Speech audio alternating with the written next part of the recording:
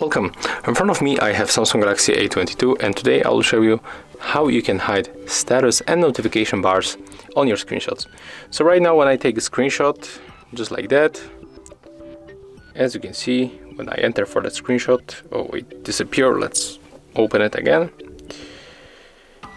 Here I have notification bar and the navigation bar. So if you want to turn them off on the screenshot, go for the settings, find advanced features, then you have to go for the screenshots and find this option, hide status and the navigation bars. Tap on this feature to enable and take a look right now. When I take a screenshot of the settings and then open it, the bars disappear, as you can see. So that's how we can make it. And if you find this video helpful, remember to leave a like, comment and subscribe to our channel.